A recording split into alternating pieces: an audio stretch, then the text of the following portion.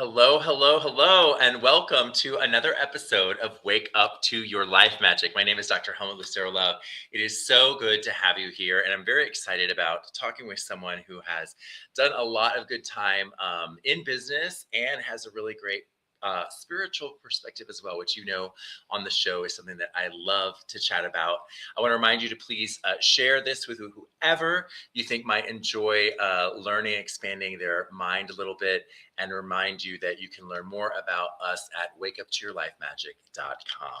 So today's guest is Scott Mader. Hello, Scott. How are you? Hey, how are you doing? I'm looking forward to our conversation today. Absolutely. Me too. Me too. 100%. Now, where are you coming from, Scott, for those who are listening? So I'm in Central Texas. I'm in a town called Bryan. If you know where College Station and Texas A&M University is, Bryan's kind of right next to that. So technically I'm in Bryan, but I'm right near Texas A&M University. Amazing. Now, for those of you who may or may not know, I graduated from Texas A&M University, so spent a lot of time in So that did little I, city. so it's okay.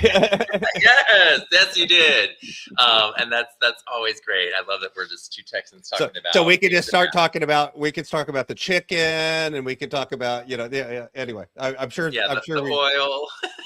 Chicken oil company. So chicken oil company burned down and closed down, but now it reopened. They just reopened it. Same family owns it. So yeah. Oh man. Yeah, they just reopened it about 4 months ago. Good deal. Sorry. Well, hey, so I would love for people to get to know. I mean, life is always lifing. I would love for people to get to know a little bit. First of all, what you do, Scott, so we can just people can kind of orient themselves around your business perspective as you come in. Absolutely. So I am a coach. I run a business called Inspired Stewardship. And what I try to do is I help small business owners and couples master their time, their talent, and their treasures so that they can live out their calling. So basically what that means is people come to me usually because they feel like they don't have enough time or they don't have enough money. And then all we really do is work on the talent part because it's really not about time and money. It's about self-management. Yeah, absolutely. It's all about leadership at the end, right? Mm-hmm. I love that because that's a lot of what we talk about on Wake Up to Your Life Magic and how important leadership is in this era, especially considering AI and our desire to abdicate leadership when in fact AI is begging for more clear and defined leadership. Scott, so I love to have people listen to your story up front and get to know you a little bit. Tell us a story about you and maybe a moment that really shifted in your life or shifted your direction that people can gain kind of a little bit of a closer connection to who you are. Absolutely. So I kind of go back in time a little bit. I actually went to school here at A&M with the belief that I would go into life, become a medical researcher. I actually got a couple of hard science degrees. I started doing a little bit of research work, figured out that was really more about chasing grant money than it was about doing research work. Decided I didn't want to chase grant money all of my life. So I pivoted and I became a school teacher. So I did that for 16 years. I loved being in the classroom. I loved teaching kids. I was very involved in systemic reform for science education and a lot of teacher education and leadership kinds of programs while I was teaching. Interestingly, I got thrown into that because the school that I was part of, they were looking for somebody that would go, and none of the teachers that were more experienced me wanted to go to some event. So they were like, send the new guy, he doesn't know any better. He'll say yes, and so I ended up going. And because of that, I ended up getting involved in all of these national programs and national projects and being really involved in systemic science reform, benchmarks for scientific literacy, Project 26U, all of these big national projects. And honestly, they didn't mind because they didn't really want to do it, but I enjoyed it. So eventually I left teaching, and I'll come back to kind of why and things in a minute, because that's kind of the personal side. But just to kind of finish out the career journey, I went from teaching to testing. My students said I joined the dark side because I became a writer of tests instead of a teacher of students. I'd worked for a company writing tests, state-based tests, flying all over the country. Eventually I worked myself up to an executive position. And in the meantime, what had happened is my wife and I went through a period where I looked up while I was still teaching, and I realized that we had more debt than I had made in a year, almost twice as much debt as I was making per year. I began to feel like a really bad husband, a really bad father. Um, I was going to protect her, so I'm not talking to her. She wants to protect me, so she's not talking to me. Anyone who's ever been in any sort of relationship knows that not talking to each other is a great recipe for a successful relationship, he says sarcastically. So, we're moving apart. We were probably headed towards divorce. I actually became suicidal because of finances. Turns out, number one cause of male suicide is financial stress and financial worry. All of this is going on. Our life is kind of crumbling around us. And eventually some messaging came into my life and her life at exactly the same time, separately, but at exactly the same time. And we both kind of came to this realization that we needed to either go our own ways or come together and fight through this together. And it was kind of up to us to decide, do we do that or not? We decided we were going to come together. We're going to fight through this together. We're going to radically change the way we live, the way we make decisions, the way we think about the world, everything. And in doing that, that's right about the time too that I was making the change to the corporate world and doing other things. All of this came together. We spent 2 years, 11 months, got completely debt free. We've been debt free ever since. We've continued to kind of live our lives in a really radically different way. And what happened is some folks started noticing that. And I can still remember one of our friends came up to us one day and they kind of looked around and went, "Y'all are weird. Do you think you could help me be weird?" I took it as a compliment. We're like, "Yeah, sure, we can help." And so we started coaching. And that's kind of where the coaching business was born, is out of that moment of, "You think you could help us be weird?" "Yeah, we could do that. I'm good at being weird. I can help you with weird." So we started working with folks that way. It started as a ministry and just kind of a side thing. And then as that grew, I kind of climbed up the corporate ladder, started my own business, and then kind of climbed back down the corporate ladder to really take the business out to the world. And so I started it part-time in 2011, went full-time in 2017. Now I've been blessed to work with people literally all over the world, and helping them really discover what's important to them and get out of their own way so that they could do it. That's a big deal. So that was a transformative experience. It's interesting, right? A lot of our transformation comes from pain, from suffering, and from near death, whether it's, from an actual experience that's coming at you or one that you're actually considering in your mind. Mm-hmm. Yeah. And I appreciate your vulnerability with that. I think it is, it's not always easy to shift. Is that what you find with your clients, that there's biggest struggle to make that shift? Absolutely. For most of us, even when we're in pain, it's the old saying of, you only change when the pain of the change is outweighed by the pain of the same, right?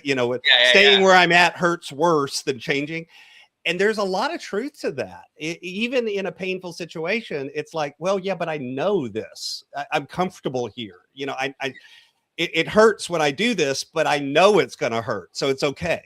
Where that's not really true. And I like to tell people, by the way, that so I wasn't smart enough to wake up whenever I was seeing other people's pain. I had to go through it myself. You can choose to wake up and make a difference and change your path before it gets that bad. If you were smarter than me, learn from somebody else's pain.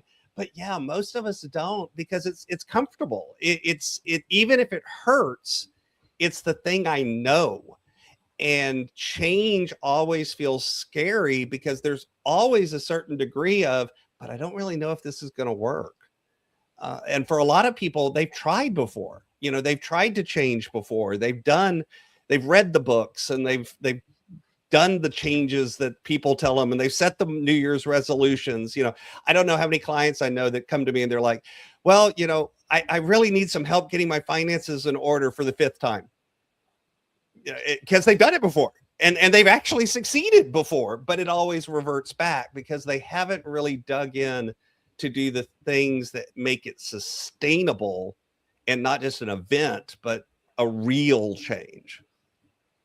Yeah, people, it's the transformation that you have to take to really truly take on a new version of yourself, it is painful, even though you come out better at the end. And there are a lot of people who don't want to do the work.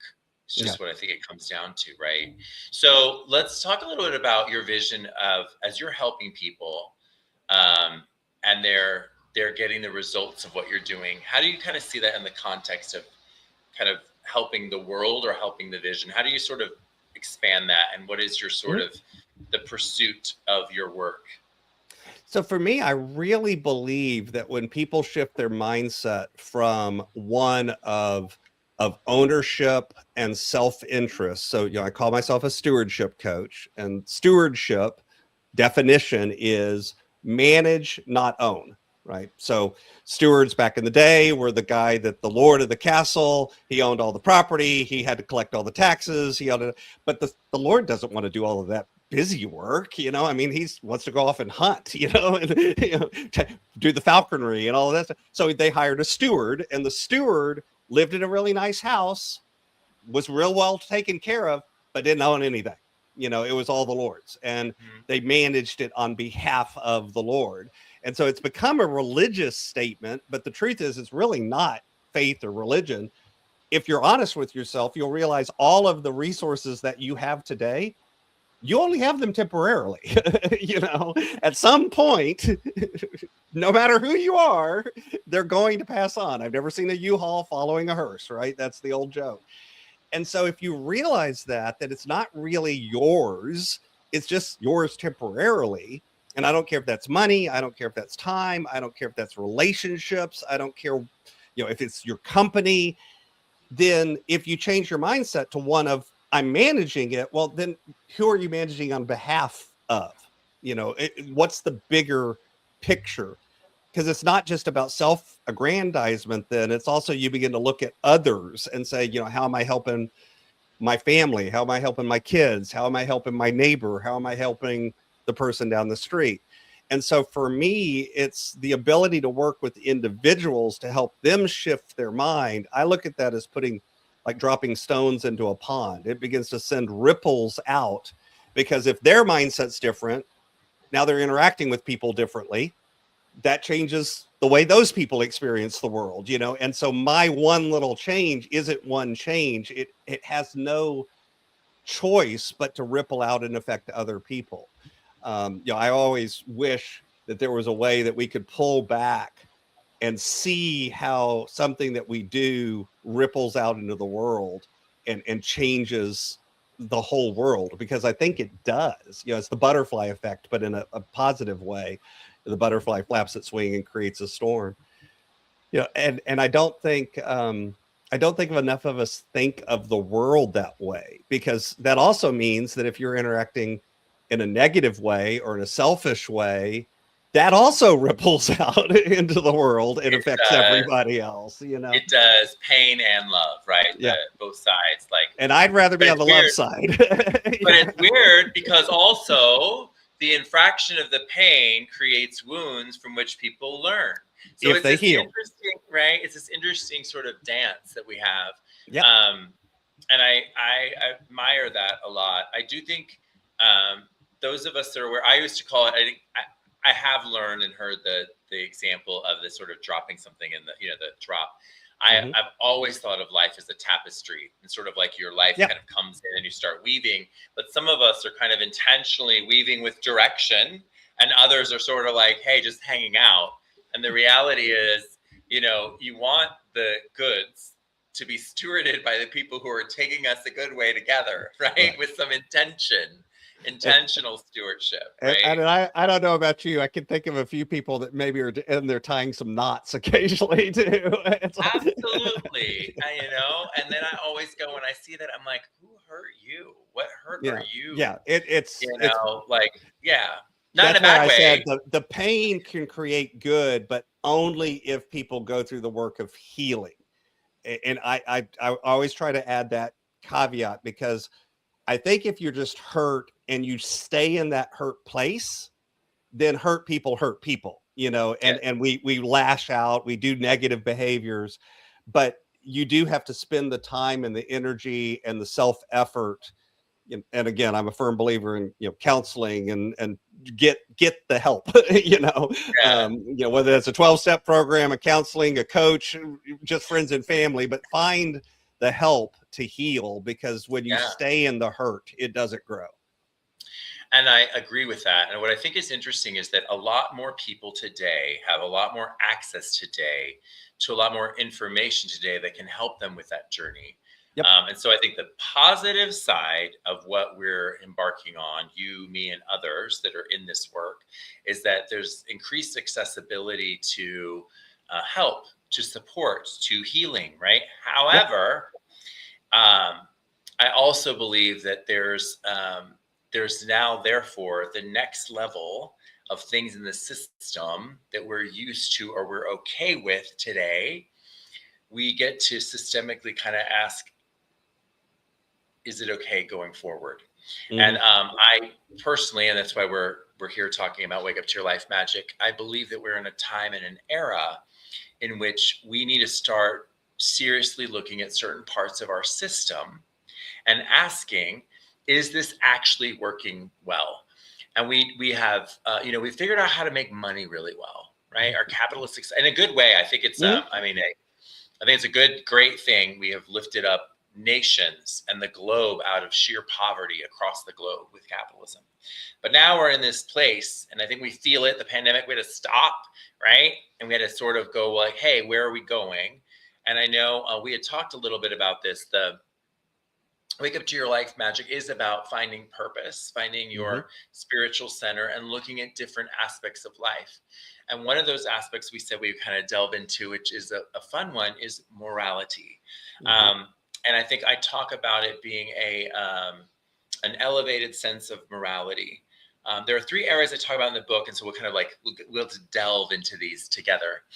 But I want to start by just asking you a question. If you were to sort of say, hey, we need to be a more moral society, or we need to increase that, what would you say would be reasons for that, or logic around your thoughts for that in our world? Reasons for that, I think, is relatively easy, and it's kind of the flip of what you were just saying, that we've got more access to information, we've got more access to each other. The world is flatter today than it's ever been, and I don't mean literally flat.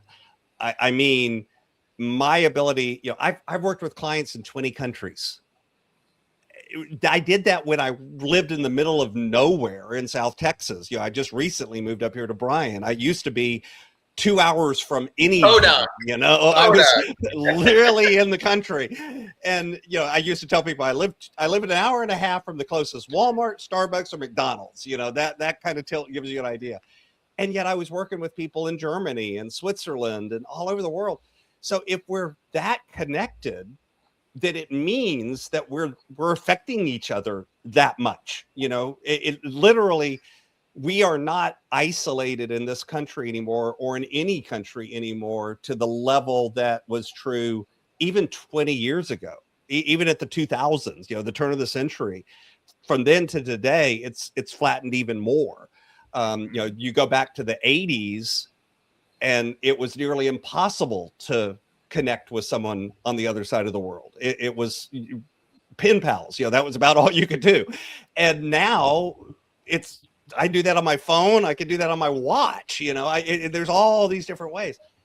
And out of that interconnectedness becomes the need for us to be able to learn what it really means to be connected to people who aren't like us.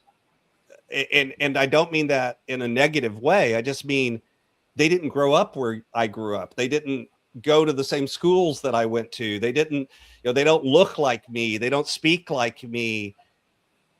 And yet I need to be open to how do I communicate and connect with those folks. And morality for me is that openness to other ideas. It's that openness to listening and caring and looking in someone's eyes and going, I'm not like you, you're not like me, but you're still just as important as I am. You're not lesser than me just because you're different than me. And I think the need for that is going to do nothing but increase and yet I see almost a huge backlash against that. Whether it's here in the U.S., but it's globally. There's a lot of countries that are going through these. We just need to stop talking to everyone. We need to isolate ourselves and be just with our own people, and that is a negative. It's almost like the negative. The flip side of it, I picture it like a toddler. When you tell a toddler no, and you tell them Yeah. no, and you tell them no, and eventually they like throw themselves on the ground and start kicking and screaming. I almost wonder like if we're going through that kicking and screaming phase right now, where Yeah, everyone's I kind of mean, responding to it.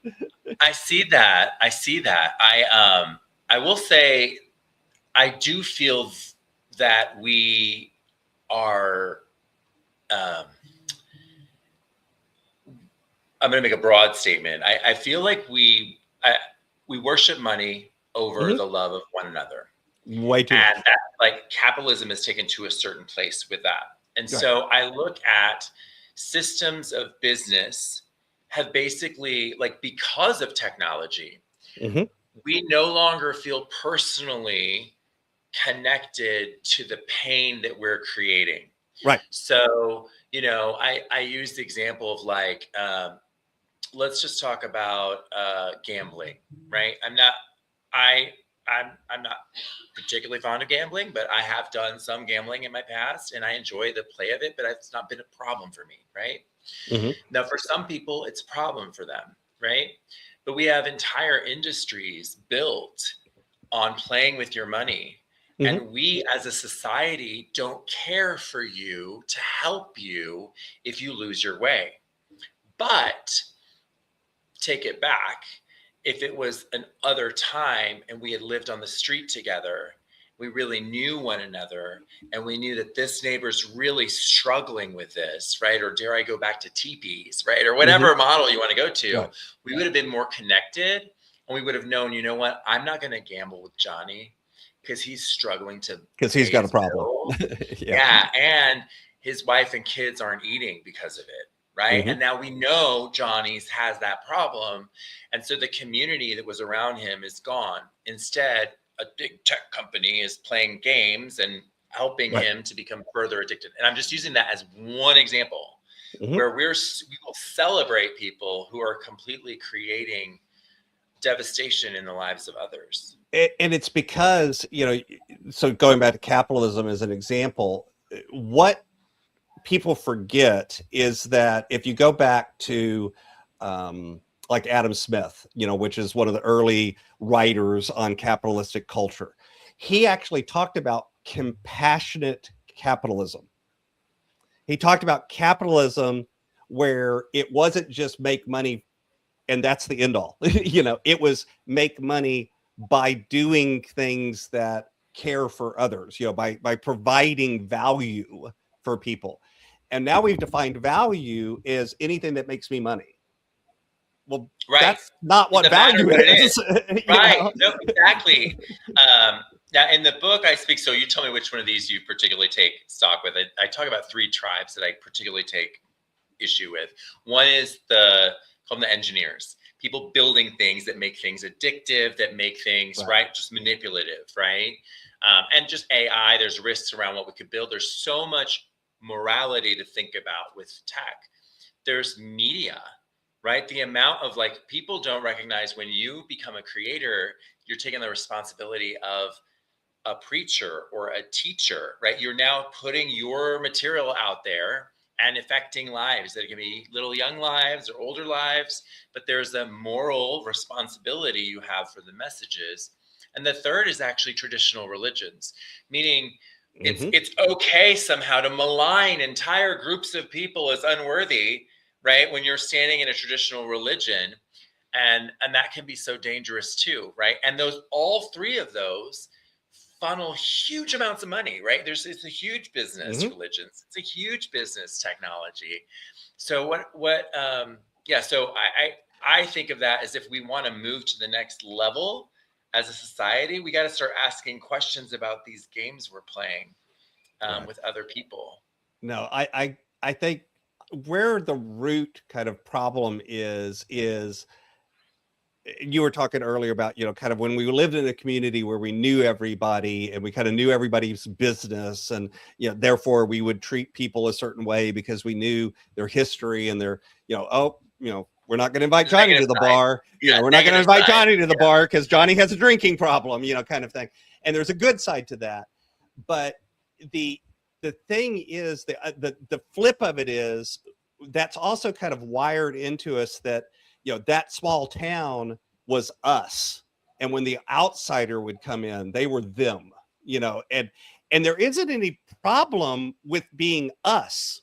The problem is on the them side. It's when we all of a sudden we go to, well, we're okay, they're not. It's the them side that's the negative. And you think about the three pillars that you just talked about. I think it's the same thing there. There's nothing wrong on the technology side. There's nothing wrong with creating an app and having people use it. That's a good thing. But when it goes from being, I'm doing this because it's valuable for that person, to I'm doing this because it's valuable for me. It's a self-focus. It's an us focus. And you lose sight of them having any value. They're just a source of revenue. You go to the media, when it becomes an echo chamber where all I ever see is information from people that already agree with me. Therefore, any view that's different than that has to be crazy, because everyone agrees with me. Every time I turn on Facebook, it tells me everyone agrees with me, and it's like, yeah, no, they don't. It's just selectively showing you some information and hiding other information from you. So again, it creates that us versus them. You go to religion, it's the same thing. When it becomes this sense of us versus them, as opposed to all are welcome here, that we've lost sight of what in my opinion, should be the fundamental message that outlines across all of those components of our life and many others, which is we're all us. There is no them. It's why you go to the movies, right? The only time humanity ever pulls together in the movies is when there's some sort of large external, where the aliens are coming and going to invade. Then all of a sudden humanity's like, yeah, we're all on the same side now. There's almost some truth to that, where we gotta, and I hope we can get through it. There is, and I think, there's multiple, I could say about many things politically and socially about those things, but I will say that I think what you're getting to, though, ultimately is like the capitalist society we live in has forgotten ultimately the value of the well-being of the person, the consumer, right? And so we don't care about one another in our, you could say you do, right? But overall, the system is no longer caring for the person who is weak. And every one of us is weak in some area. It's just part of the process. Well, I've got a list. I can give you a list. Yeah. I got more than one. Right. And it's like, if we use, this is part of what I ran actually for in my candidacy for mayor. And it's also the logic of what if you develop technologies and capabilities to do the converse of those for people, right? So imagine whether it's a gambling addiction, a porn addiction, alcohol addiction. What if we were amazing at helping people out of those situations? So when they raise their hand and said, hey, I've got this challenge, oh my gosh, this great program, this great technology, this great experience that has a great success rate. We're not focused on the part that would be so valuable, right? People would, governments would pay for that. People would pay for that. And it's the other half, like we're missing the other half of the innovation. Well, and part of it too is I don't think people are looking far enough. Everyone's looking so short term.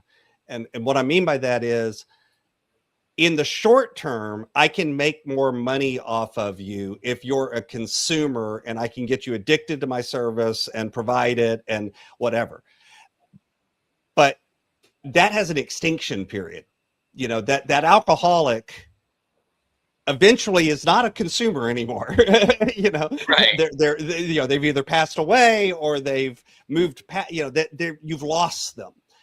But if you look at the fact that if we get people to a place where they're more stable and more human in a good way, more controlled, not, yeah, controlled's not the right word. More, Self-controlled, self-disciplined. yeah, it's self-discipline, but it's also even just more self-aware and more able to make really good long-term decisions. You know, over the long haul, that actually makes, quote, more money for everybody. You know what I mean? It's not, it actually is more beneficial when it's more spread around, so to speak. It's more sustainable. It lasts longer. We stop looking at things as a, I just got to get mine now. And you know, I'm back to that stewardship mindset of recognizing mine now is a really a drop in the bucket compared to how long people have been around and hopefully will still be around. So why am I not worried about, you know, 3 generations from now? Why am I not worried about setting it up where, you know, my kids' world will be better and my grandkids' world will be better? And even if I don't have kids, other people's kids and grandkids will be better. And instead, it's almost like everybody is so focused on the immediate that they lose sight of the bigger picture. Yeah, it's almost like morality is the construct through which we ensure that business is still loving, Yeah. right?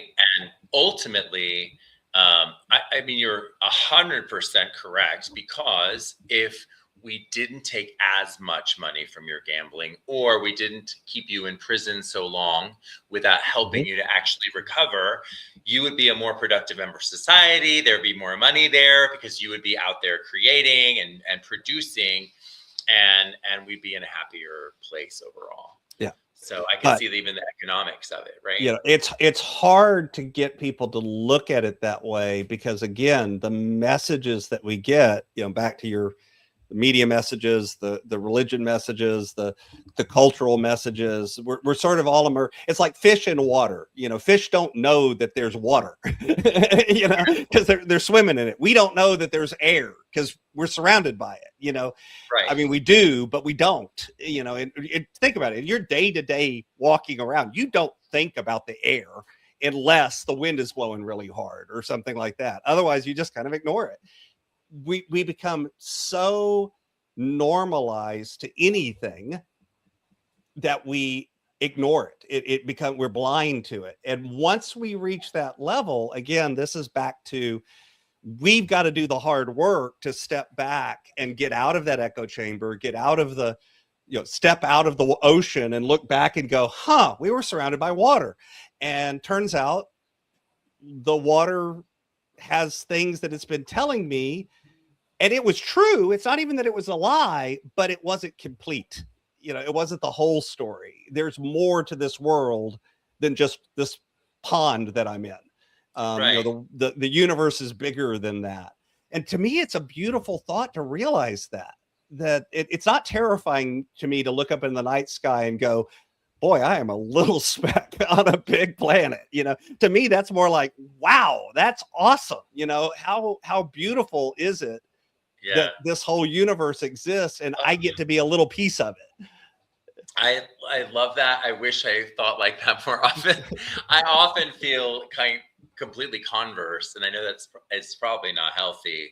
I see, you know, I think about good stewards of our past, like a Mr. Rogers, right? I think of Mr. Rogers and how I learned, you know, I had experience of, you know, I learned too, like, you know, I'll never forget what it was like the black neighbor came over and they put their feet in the water, right? Like those were vivid memories where I was like, and you know, I learned, and he very deliberately chose to expect stuff on Mr. Rogers' neighborhood that, I mean, that was, anyone who thinks that did not do that by accident. Okay. Yeah. And he was a big proponent of not showing kids too much violence and guarding their eyes, because he was stewarding the minds of children. Right. And we ignored him as a society and built what people would like, not necessarily what would be beneficial for them. What would they need? And that's just right. That's right. So that's just one example. And I know that can be controlled. It's a freedom. It's my freedom of choice. But all government has always been curating to some degree what you can all choose from, right? Yeah. And I personally think that the reason we may be seeing some of this pullback and shifting is because people have kind of woke up to like, oh wow, we're not in as great a place as we thought we were. The index on several factors aren't going great. How do I get healthy? Like, I actually think America is asking itself, fighting over itself, how do we get healthy? We have very different views, right, as to how to do it. But I think we all know that we're not in a healthy place. And that's part of the most interesting thing to me, though, is most of the time, take right now, somebody who's on the very far right here in America and the very far left. If I sit down with either one of them and just kind of say, what do you want? Not politically, but what do you want the world to be like? What do you want? I want people to have more. I want people to be more successful. They'll paint pictures that really and truly are not that different in terms of, they don't, very few people on either side are going to go, I think children should starve. No, actually, they believe children should eat. What they disagree with is who should do it and how should it happen. It's the how and the who's that we fight about, not the what, if that makes sense. So if we agree on the what, and what we're really arguing about is the how to get there, now is when, again, I'm a science person, I'm trained by science. This is where it's like, oh, well, we can test how, how we can run experiments. We can try programs and see how they work. But the weird thing is we do that, we get data, and we'll get data that, hey, this program seems to show success. And then we literally start arguing about what the data means. And it's like, it's just data. Data doesn't lie, but we're going to interpret it and try to interpret it through a lens to prove to ourselves that we were right all along. And it's almost this weird, it's a self-fulfilling prophecy of we're only going to selectively allow information in. It's called confirmation bias, it has a name. We're only going to allow information in that tells me I was right all along. And until you're aware of that and know that your brain does that, by the way, my brain does it too. All of our brains do it. The first step is realize that your brain is doing that. And then maybe you can begin to step out of it and go, okay, that means I need to actually go actively look for information that proves that I might be wrong. That's where I have to work. I don't have to work finding information that proves that I'm right. That's going to come to me. I need to go actively look and see, is there any possible way I could be wrong about this? Until we're able and willing to do that, and again, this isn't left, right, this is everyone. I don't care where you are in the political spectrum. Until you're open to that, you have to admit that you cannot actually say that you're being completely morally, intellectually honest about your position on anything. Until you've done the work of really going and digging in and saying, can I find any information that proves that I might be wrong, that even suggests that I might be wrong? And be honest, most of us don't ever bother doing that, especially with our most deeply held beliefs, because that feels threatening. Because if I find something that says that my most deeply held belief might be wrong, that's my identity. That's who I am. Now, I will say I'm not perfect at it, but I try actively to do that, and it's why I can sit down a lot of times with somebody who is different than me. And if they're willing to have an open conversation, I'll have an open conversation. And it doesn't bother me. I'm not threatened by it. I don't feel attacked by it, because I try to look at it as this is my opportunity to learn, why I might be wrong. Because I look back at my life, I was talking about my journey earlier.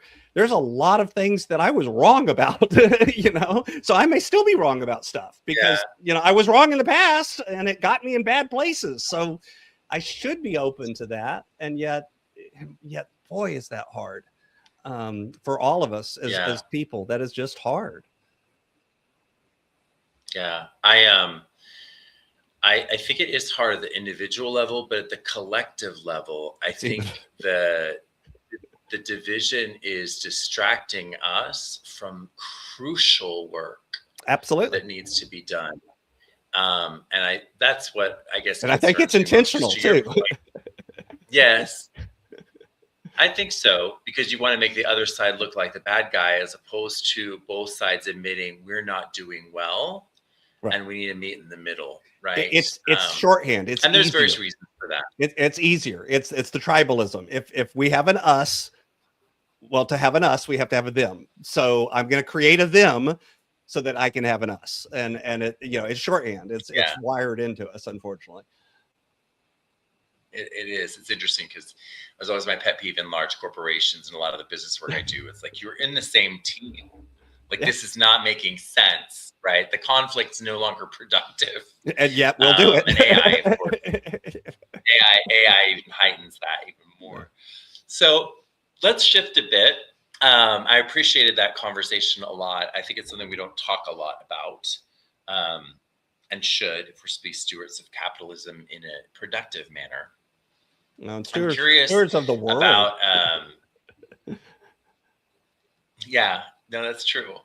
I'm curious about you're running a business. You do this business. What is the challenge that you see in the business that you have today that you could share that would just sort of help people see the humanity of being a So for all coaches, and this is really true of all small business owners at some level, one of the biggest challenges always is just getting prospects, finding people. I'll be completely transparent. So that's one of the reasons I go on podcasts, because people hear me and sometimes they go, I need to learn more about this guy. He kind of had something that connected with me, and eventually if my services are ones that they need, they might reach out to me. So prospects is always the biggest problem. Truth be told, clients that come on board, usually if they reach out to me, they sign up, and usually if they sign up, they stay around for a long time. So that's not ever been my challenge. My challenge has always been getting in front of the right people. And some of that is because I'm an introvert. I know that's hard to believe for some of you, but I don't really like networking. I don't really like getting out in front of people. I have to make myself do that because it's necessary for my business, but it's probably the biggest challenge. And as far as what do I do about it? Well, again, I've built systems of support around me, so I'm not alone. I've got other coaches that I have both as a coach for me as a business owner, and then I have. I always think it's hilarious whenever there's somebody running a coaching business, and you're like, "Have you ever hired a coach?" Nope, never. Really? It's like, okay, I've hired lots. And or other communities of business owners that are around you. So you're not on an island alone. Because I think for so many small business owners, and honestly, I think it's part of the problem that we were just talking about, is when you're the only person, that echo chamber again, you're in your own head. You don't know what you don't know. You only know what you do know. And so until you surround yourself with other people through masterminds or coaching or other things like that, communities, you don't see what you're blind to. Again, you're in the water and don't know the water's there. Yeah, I struggle a lot. I feel for people because they also don't know business strategy, and they don't understand sort of how it works and how to play and test with the system. I spent a lot of my time coaching people in that area, just because it's even if they've worked through their own stuff, they're like, but how do I, what do I test next? How do I, right? And they don't maybe understand marketing. They don't understand their competitive landscape, whatever it is. So truly, business owners don't realize, most people go into business, again, especially small business. Here, I'm not talking about a Fortune 500 company. They go into it because they love what they do. And then they don't realize that they're going to have to learn a whole bunch of stuff, typically stuff that isn't their favorite thing to do on the planet. Right. That they also got to figure out a way to either wear those hats or outsource that or bring in people that have that expertise. And they're that's always a challenge. It's true. I have this little, not joke, I have this belief. I have this belief that AI will return us to the way that it was at the very beginning. And what I mean by that is, before we had fiefdoms and stewardship, you had people out there I'm a fisherman, right? Mhm. Or I sell tomatoes or whatever it is. And AI sort of will enable people increasingly to run their own businesses, everything, Mhm. right? Every aspect that you can imagine a business could do. You could use AI to help you fine tune. Mhm. And so will enable a lot of people to do things that they couldn't do before, which is great. Um, yeah. So our closing question is always like, what did you learn? Give me a lesson that gives me an accelerator so I don't have to learn it the hard way, Scott. Well, first off, uh, don't don't uh, don't look at don't look at where you are today as fixed. So the way I put that to folks is recognize that your life is a film strip, not a photograph. And so no matter what is going on right now, I don't care if you're at the top of the mountain and everything is perfect and beautiful, or if you're in the deepest, darkest valley and you can't even see 1 foot in front of the next, where you're going to be tomorrow, recognize that it's not going to be that way forever. It will change. Okay. And I say that because, again, you go back to when I was suicidal because of finances. You go back to, when I was starting my business. You go back to right now. No matter what moment, the thing that begins to pull me down and trap me in those feelings of, oh, this is hopeless, is when I start looking at whatever moment I'm in as this is the way it's always going to be. Because if I'm at the top of the hill and it's like, man, this is the way it's always going to be, and then it goes down even just a little bit, it's like, oh, And if you're at the bottom of the valley, it feels like, oh, this is the way it's always going to be. That's hopeless. And just recognizing the truth that no matter where you are in this journey, you're not at the end of the journey yet. If you're still breathing, if you're still sucking wind, tomorrow's going to be different. And that's a good thing, not a bad thing. This is true. I have this peculiar other thing that I do, just share. When you're in that space, I always ask myself, like, am I the only one here? I think we get in that, like, oh my gosh. And I'm literally like, you know what? Actually, over the course of history, if you go through the whole course of humankind, you're like, first of all, no, there have been millions and millions of people. Awfully arrogant to believe you're the only one going through that, whatever. And then, but then I use an example, right? Now I'm going to use an example, right? And it's a personal, but that's okay. I was like, oh my gosh, like as a gay dad with 3 kids, I went through the process of the church sort of condemning me, the people I knew. And, and there were moments in there where you're like, oh my gosh, am I the only one? And then what you realize is you're like, no, before you would have either died, killed yourself, been killed. Like there are so many scenarios in our world that we think of as suffering that if you look back upon history before would have been completely, or for other people on the planet, right? And so, you're suffering because you don't have maybe money, but you have, there's a homeless shelter. There's options on the table that maybe in other cultures that 100 years ago were probably not there. Yeah. Right. Or 200 years ago or whatever it is. Absolutely. Right. You're just starved, Yeah. Like, and that's where, I've always said that I think, especially in America, there's so much privilege that we have that we're completely unaware of. And until you do things like travel internationally or, go to other parts of the world or meet people from other parts of the world, you don't even realize it. When you've gone to Santiago, Chile, and I've seen, the neighborhoods that they're literally like, the police don't even go in those neighborhoods. We don't know. Nobody goes in there because it's just, they control it. Well, how many people live there? We don't know, we don't count them, they're just there. And you're like, wow, that's, even some of the worst places in America and some of the most downtrodden part, that's not how that is. There's still some level of infrastructure and engagement and that kind of thing. It's again, we're blind sometimes to the fact that we're much more privileged than I think we believe we are. We feel put upon, and it's like, really, that's not that bad. I mean, gotta get over yourself a little bit. And to that point, and maybe to put a nice wrapper on this for the audience, as you sit and think about, it is effort to improve yourself. Right? We Absolutely. talked about how, like, you gotta, some people gotta wait and they gotta be in all the pain to do it. But if you have a purpose that's greater than yourself, if you are a steward, if you realize that your life is yours, but it's also ours, right? That in the bucket, it's all of us in the tapestry, or all of us in the water creating ripples. Once you understand it's as much a we project as a me project, Yep. you then start to understand that maybe it's worthwhile for us, especially in a privileged country like this, to figure things out and be Yep. a part of the figuring it out Be a part. part of the solution and not the problem. Right. Because if we don't have more solutioneers, we're just really not going to be proud of the world we hand to the next generation. Absolutely. Agreed. I think beautifully Yeah. put. Well, thank you so much. I want to remind the audience, you can check out more about Scott at www.inspiredstewardship.com.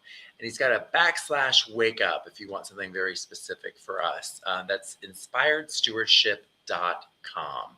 I want to thank you again, Scott, for joining. It's been a real pleasure. Any last words for the audience?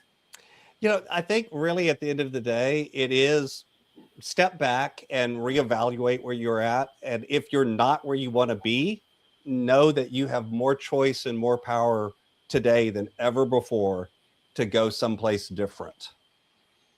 Beautiful, beautiful. That's empowering, and that should hopefully help some of you tinker in your heads as to where to go next. Thank you so much. This has been a great episode of Wake Up to Your Life Magic. I will see you on the next one. Take care. Bye.